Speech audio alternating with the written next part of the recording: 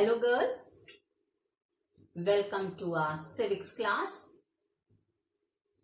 Children, in the previous session you heard about the declaration of emergency in year 1975.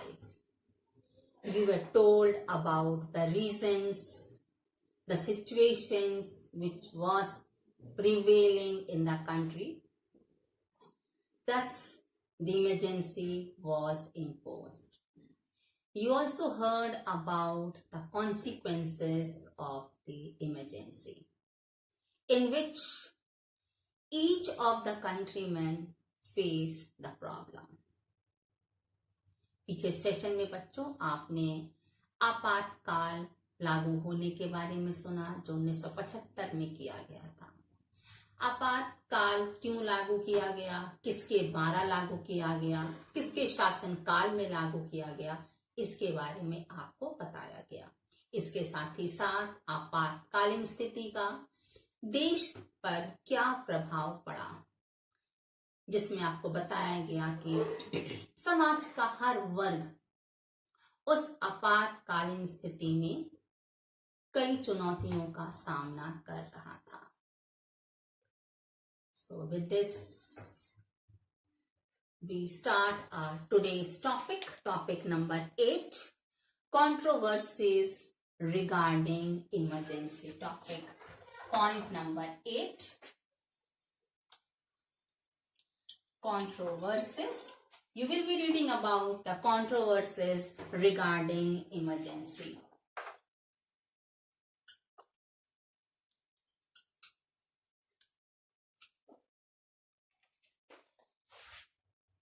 So, today's topic is controversies regarding emergency, आपातकाल के संदर्भ में। जब आपातकाल लागू हुआ तो आखिर उस परिप्रेक्ष्य में कई अलग अलग मत होंगे, क्योंकि आपातकालीन स्थिति किसी के लिए सुखदायी नहीं होती है। Of course, children, imposition of emergency is the most controversial issue in India politics. Indian politics. आपातकाल लागू किया गया, क्यों लागू किया गया, क्या कारण थे, यह हमारे भारतीय राजनीति में एक विवाद का विषय है। As people had different views, सबके अलग अलग अपने मत थे। Some were saying, was it must to impose the emergency? Or by imposing the emergency, government used its power given to it by the constitution and it suspended the democratic function. Was it fair? कहा जाता है, क्या देश की स्थिति वास्तव में ऐसी थी कि बिना आपातकाल लागू किए शांति सुव्यवस्था कायम नहीं रह सकती थी, या फिर सरकार ने संविधान के द्वारा केंद्र को दिए गए इस अधिकार का उपयोग किया, शायद दुरुपयोग किया। ये कई लोगों के अलग अलग मत है। जहां लोकतंत्र के आधार पर जो सुविधाएं, जो मौलिक अधिकार हमें दिए जाते हैं, वह भी कुछ समय के लिए सस्पेंड कर दिए गए। लोगों की इस परिप्रेक्ष्य में अलग अलग राय है। सो we'll be discussing this point in 3 main points. So our first topic is topic number 8A. Was the emergency necessary? Was the emergency necessary?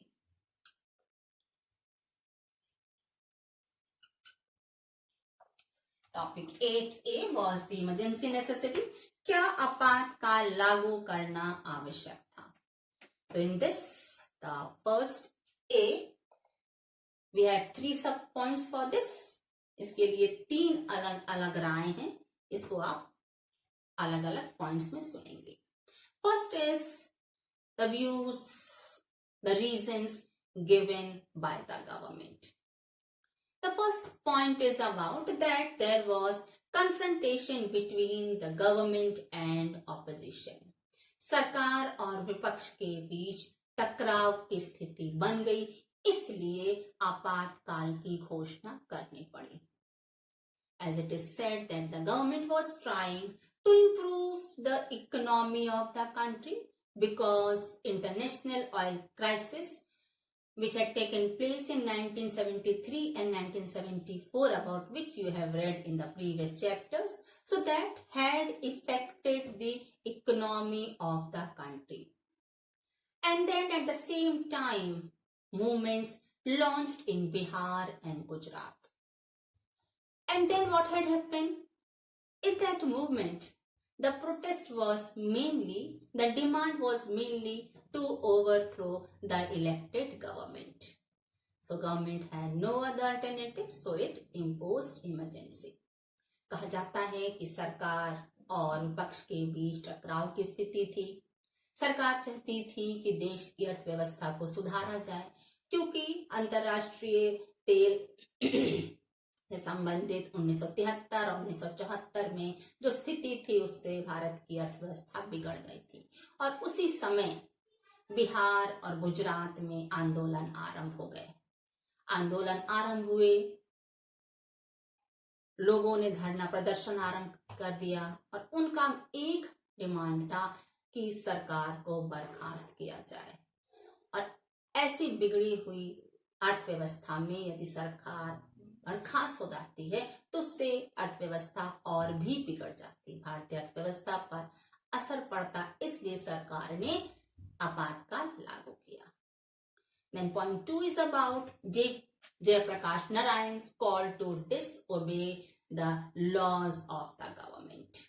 Jayaprakash Narayan ने रिक्वेस्ट किया कि जो भी इंदिरा गांधी के द्वारा अनैतिक नियम लागू किए जा रहे हैं उनको ना माना जाए, which you have heard yesterday also.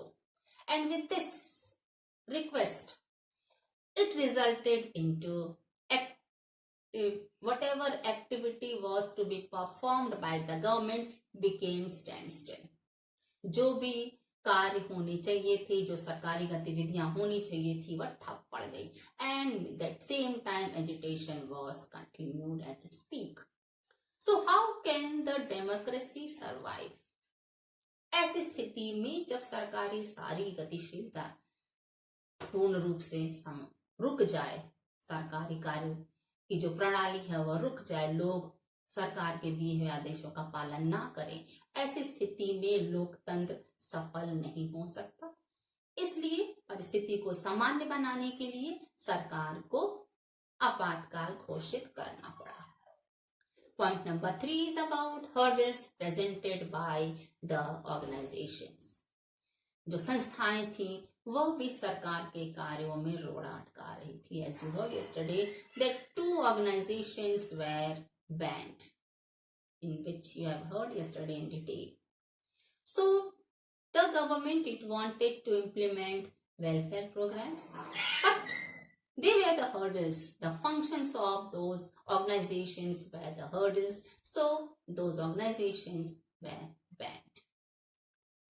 Then point number 4 is nation is more important than democracy. सरकार का कहना था राष्ट्र लोकतंत्र से अधिक महत्वपूर्ण है. Of course, children, it is true that right to freedom is must to survive for the development. But we all like to be free, and when emergency is imposed, this right is taken by the people, of which you have heard yesterday also. And unless a person gets freedom, he or she cannot perform any of the activity. So with this, the nation was finding difficult to go with the situation. And the integrity of the country, the unity of the country was in danger. कहा जाता है कि स्वतंत्रता का अधिकार समाज के विकास के लिए, देश के विकास के लिए आवश्यक है, लेकिन उसका दुरुपयोग किया जा रहा था.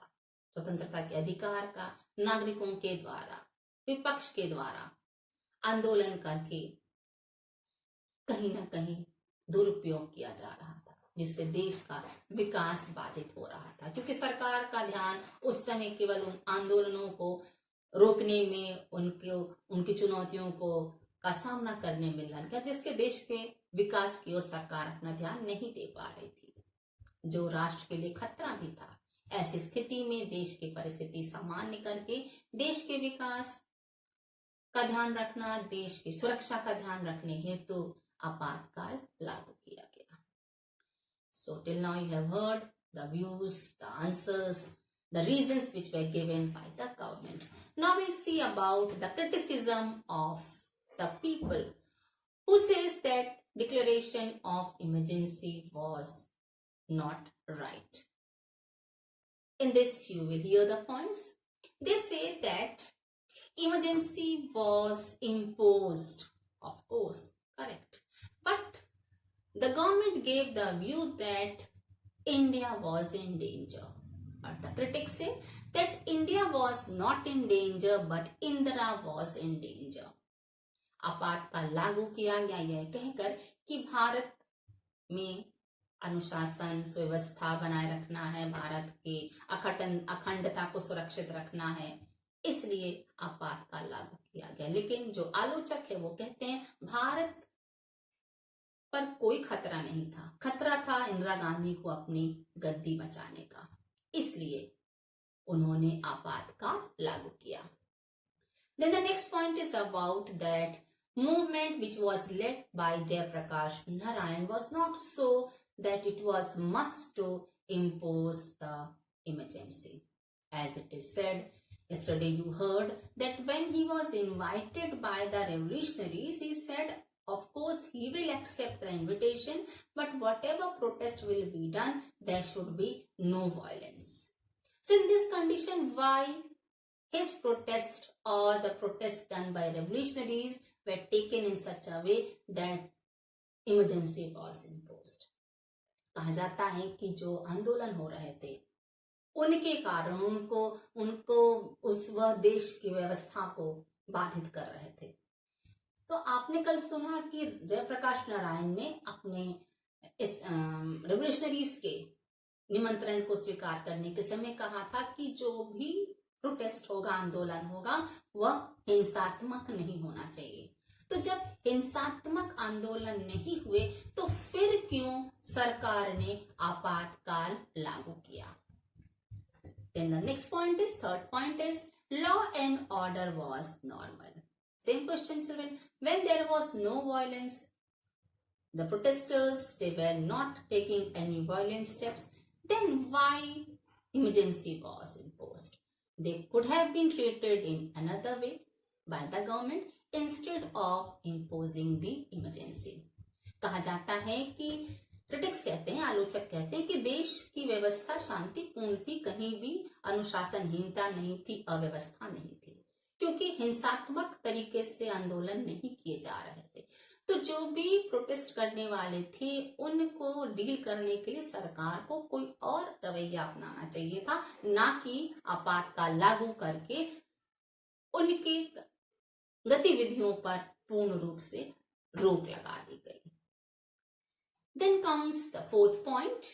There was no such situation that unity and integrity of country was in danger.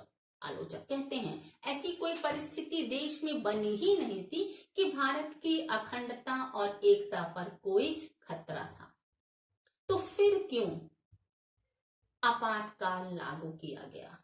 क्या यह समझा जाए कि उस समय की व्यवस्था को सरकार हैंडल करने में समर्थ नहीं हो पा रही थी, इसीलिए आपातकाल लागू किया गया? Followed? Then comes the third point. First point, you heard under this, the views, the references given by the government. Second, you heard what did the critics say. And third, you will hear about the findings of Shah Commission. Shah Commission ने क्या reference दिए? जो committee गठित की गई थी 1977 में, 1977 जनता government had appointed a commission which was headed by Justice J.C. Shah. That is why this committee was known as Shah Committee. And this committee was constituted to check the emergency issues. कहा जाता है कि 1977 में जनता सरकार के द्वारा एक committee बनाई गई जो जस्टिस जे.सी. शाह के अंडर में बनी, इसीलिए से शाह कमेटी कहा जाता है। तो शाह कमेटी ने इस इमरजेंसी को, इस आपातकाल के बारे में उनका क्या कहना था, we will see in different points. The first is, it is said that the decision of imposing the emergency was alone of the Prime Minister. She did not even inform the cabinet before taking such step, nor any of the senior ministers, nor the home minister. He too was not aware of it. आपने पीछे session में सुना था कि आपातकाल लागू कर दिया गया, गतिविधियां आरंभ कर दी गई और उसके बाद अगले ही दिन भोर में करीब 6 बजे एक विशेष बैठक बुलाकर कैबिनेट को सारी गतिविधियों की जानकारी दी गई, जिससे स्पष्ट हो जाता है कि बिना कैबिनेट के कंसल्टेशन के ही आपातकाल लागू किया गया था। Then the second point is that the proclamation of emergency under Article 352, it was imposed in India in 1971 when Pak attacked India. So already the proclamation of emergency was operating in India even in 1975. But again, reason was given as internal disturbance. An emergency was imposed.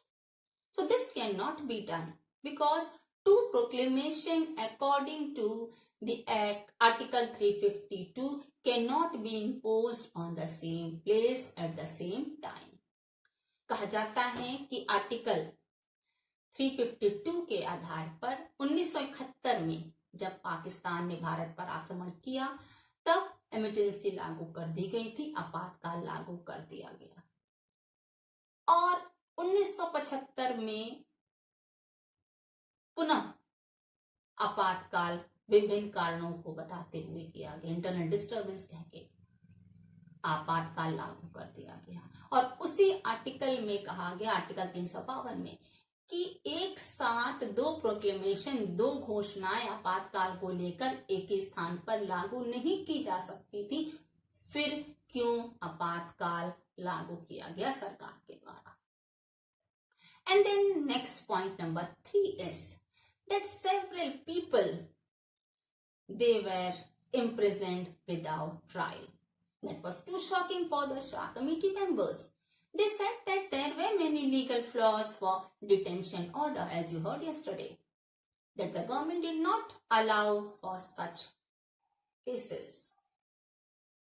So that also was wrong according to Shah committee.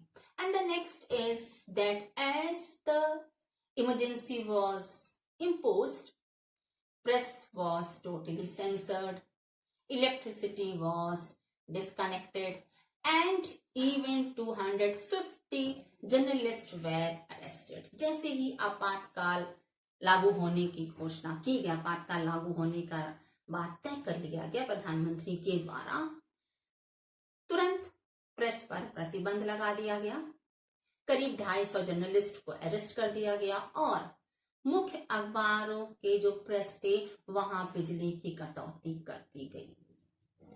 Clear? So children, we have done 8A. Was the emergency necessary, under which you heard 3 points. Now we'll go to point number 9. In this it is, what happened during emergency?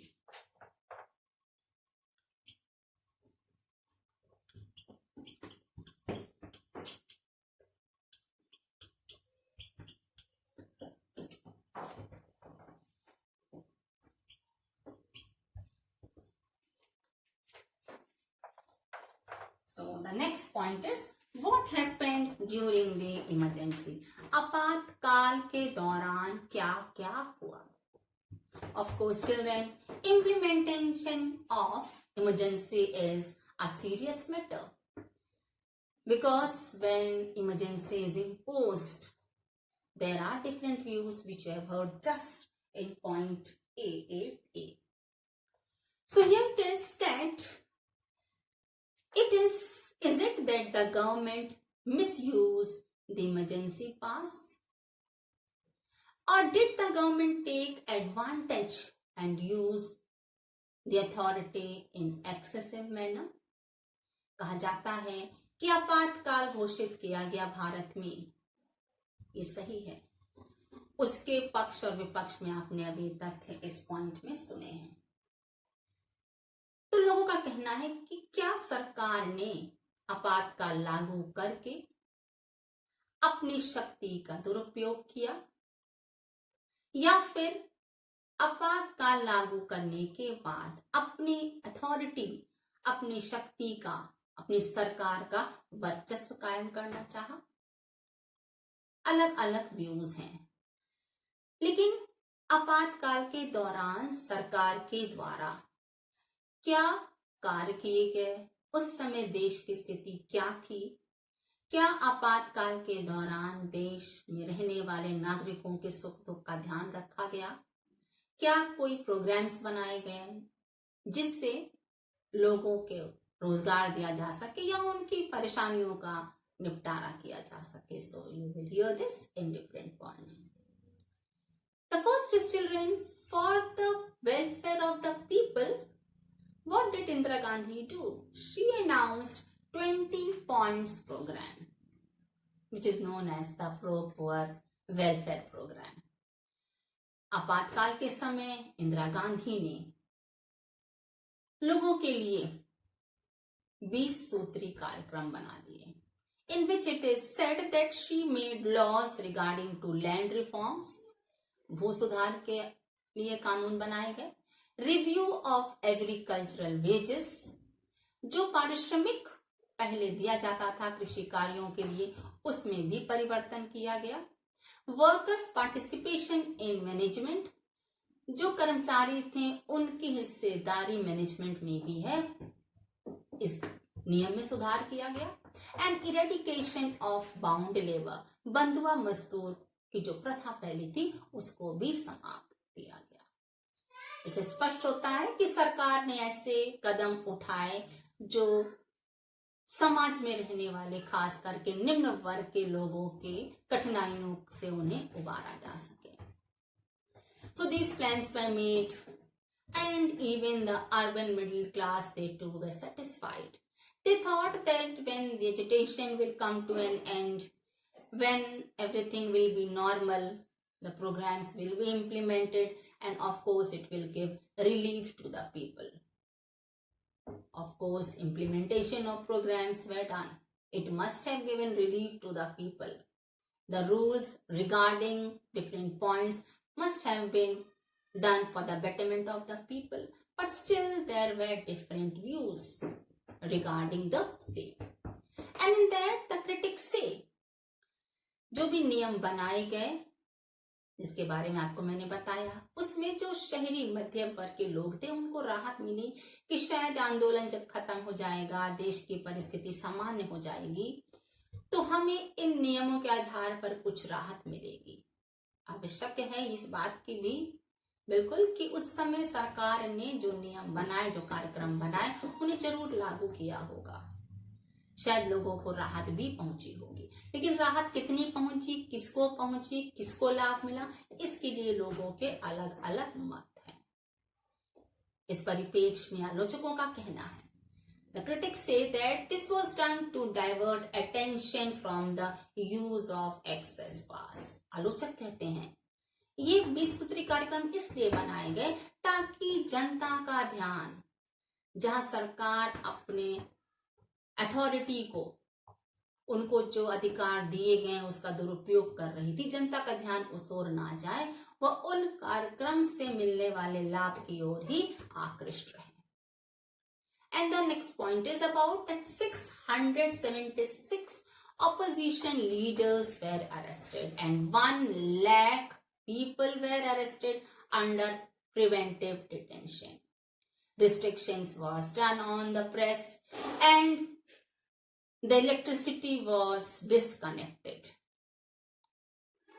The schedule for the path to the press offices was decided by the government.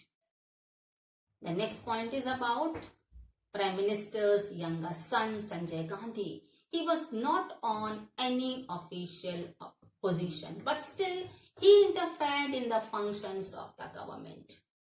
He tried to hold the control on administration, which he was not supposed to do. आलोचक कहते हैं कि 676 विपक्षी राजनेताओं को arrest कर लिया गया, करीब 1 लाख लोगों को प्रिवेंटिव डिटेंशन के अंतर्गत अरेस्ट किया गया, प्रेस पर प्रतिबंध लगा दिया गया, प्रेस जो मुख्य अखबार थे वहां के जो प्रेस थे वहां पर भी बिजली सप्लाई के लिए समय निश्चित कर दिया गया। और उसके बाद प्रधानमंत्री के अनुज पुत्र संजय गांधी जो किसी भी पद पर नहीं थे, उन्होंने भी अपने माता के पद का उनका दुरुपयोग किया। उन्होंने प्रशासनिक कार्यों में हस्तक्षेप किया और वे प्रशासन पर अपना वर्चस्व स्थापित करने का प्रयत्न कर रहे थे, जो पूर्ण रूप से गलत था। Even it is said that there was torture and custodial death during emergency. आपने सुना कि ना जाने कितने लोगों को गिरफ्तार कर लिया गया था। न केवल गिरफ्तार किया गया बल्कि पुलिस कस्टडी में उनको टॉर्चर किया गया, ना जाने कितनों की मृत्यु हो गई। And the next point is that population control program was forcibly implemented. परिवार नियोजन का जो नियम था उसको जबरदस्ती लोगों पर लादा गया। ये उनकी स्वेच्छा पर शायद छोड़ देना चाहिए था, लेकिन सरकार ने ऐसे नियम बना दिए थे जहां परिवार नियोजन के जो सीमाएं थी, जो सरकार ने नियम तय किए थे, उसको मानना नागरिकों के लिए, खास करके सरकारी कर्मचारियों के लिए अति आवश्यक हो गया था। Of course, that also was painful. It shows that the condition which was prevailing during the emergency was really full of discontentment.